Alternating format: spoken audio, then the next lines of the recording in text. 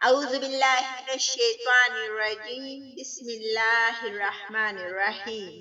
السلام علیکم ناظرین، میں لو اسلام چینل سے مخاطب ہوں۔ فلسطین مسلمانوں کے لیے کیا اہمیت رکھتے ہیں، آئیے اس کے بارے میں آپ کو بتاتے ہیں۔ فلسطین انبیاء علیہ السلام کی سرزمین ہے۔ حضرت ابراہیم علیہ السلام نے فلسطین کی طرف ہجرت فرمائی تھی۔ حضرت داؤد علیہ السلام نے اسی سرزمین میں سکونت رکھی اور یہی اپنا ایک محراب بھی تعمیر فرمایا۔ حضرت سلیمان علیہ السلام اسی ملک میں بیٹھ کر ساری دنیا پر حکومت فرمایا کرتے تھے۔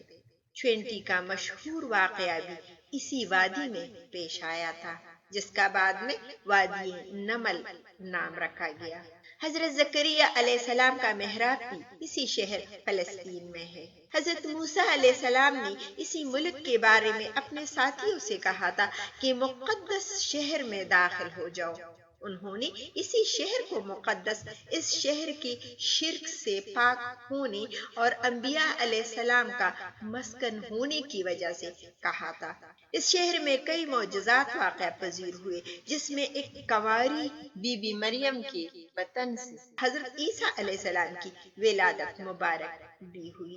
حضرت عیسیٰ علیہ السلام کو جب ان کی قوم نے قتل کرنا چاہا تو اللہ تبارک و تعالیٰ نے انہیں اسی شہر سے آسمان پر اٹھا لیا تھا۔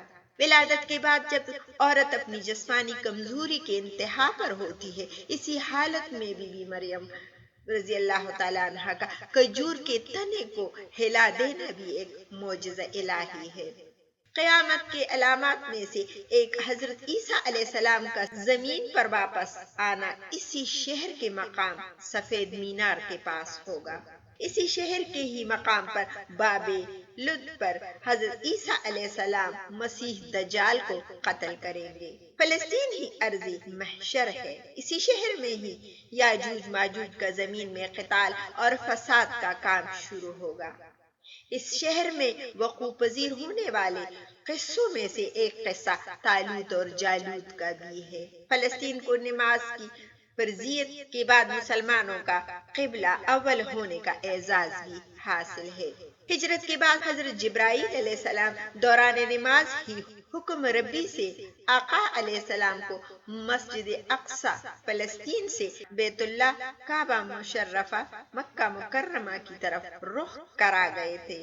اس مسجد میں یہ واقعہ پیش آیا، وہ مسجد آج بھی مسجد قبلتین کہلاتی ہے۔ حضور اکرم صلی اللہ علیہ وآلہ وسلم معراج کی رات آسمان پر لے جانے سے پہلے مکہ مکرمہ سے یہاں بیت المقدس فلسطین تشریف لائے تھے۔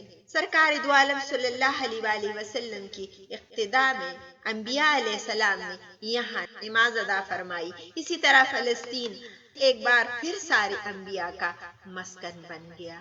سیدنا ابو ذر کہتے ہیں کہ میں نے رسول اللہ صلی اللہ علیہ وآلہ وسلم سے عرض کیا کہ زمین پر سب سے پہلی مسجد کون سی بنائی گئی؟ تو آپ صلی اللہ علیہ وآلہ وسلم نے فرمایا کہ مسجد الحرام یعنی خانہ کعبہ۔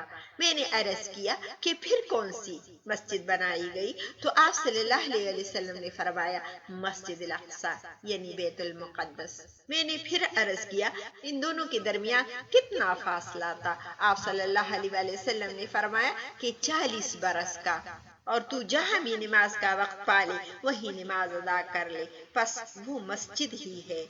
فلسطین کی طرف آپ صلی اللہ علیہ وآلہ وسلم کا تیار کردہ لشکر بھیجنا بھی ایک ناقابل فراموش حقیقت ہے۔